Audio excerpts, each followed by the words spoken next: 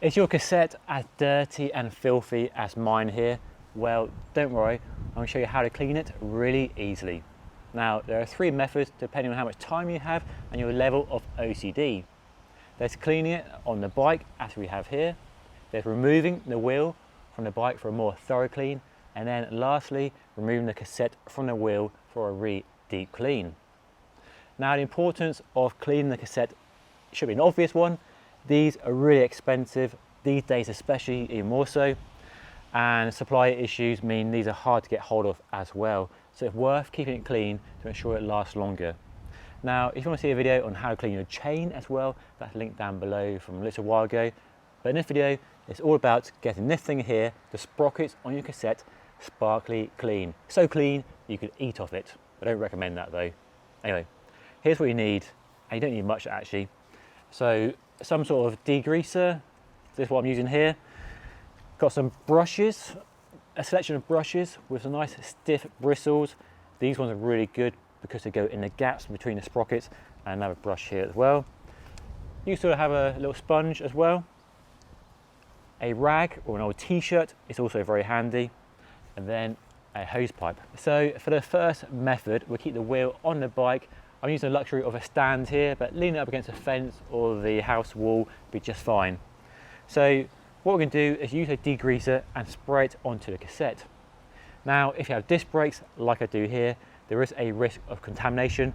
So you can be very careful with how you spray it, but it's really windy today, as you might be able to tell. So I'm going to put a disc brake protector on,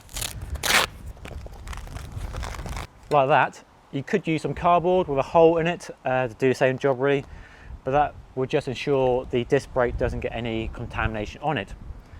So very simply, open up the nozzle on this degreaser and then put the chain in a small sprocket there so you can get good access to the cassette.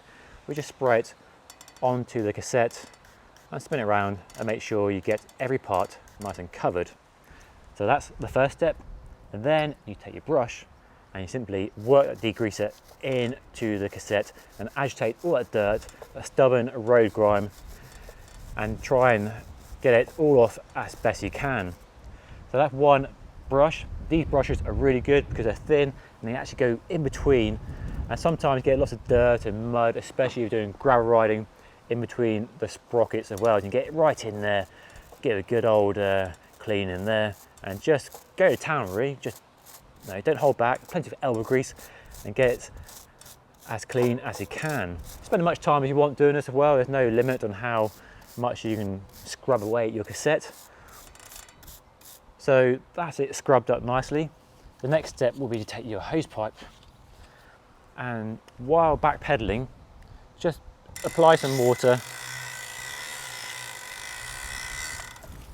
and then inspect your handiwork. And you see the parts of the cassette I have worked on are really nice and clean, but I've missed a few there.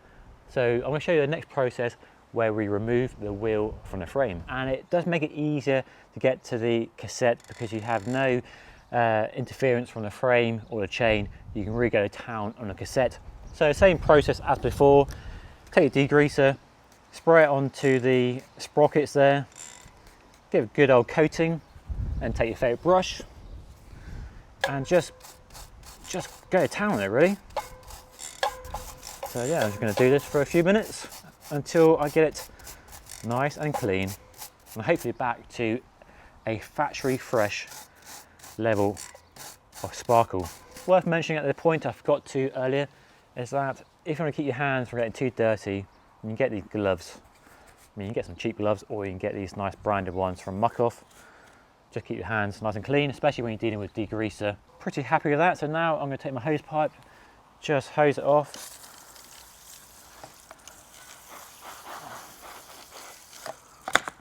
Shake it off a little bit. And that is looking really, really good. I'm really happy with how clean that is getting. And all that mud that was down the gaps there has now gone as well. Now I can let it dry, clean the rest of the bike as well, because while I've got the wheel off, you can get around the back of the chainstays, inspect my disc brakes, make sure they're okay. Clean the jockey wheels as well, always a good tip while you've got the wheel out of the frame. And then put it all back together, put some lube on, and off we go for a ride. Now there's another tip I can show you for getting in between the sprockets if you don't have a brush like this, or you're being really OCD. Get an old rag or old t-shirt in my case, and it's so windy today. Get it nice and tight between the fingers, stretch it really quite firmly, and then simply get that between the sprockets and just work it around and keep doing that on each one, and that'll get all that dirt out from the gaps, and I can see straight away that that's getting filthy dirty. A dark t-shirt doesn't help to illustrate it, but take my word for it, that is now covered in grime.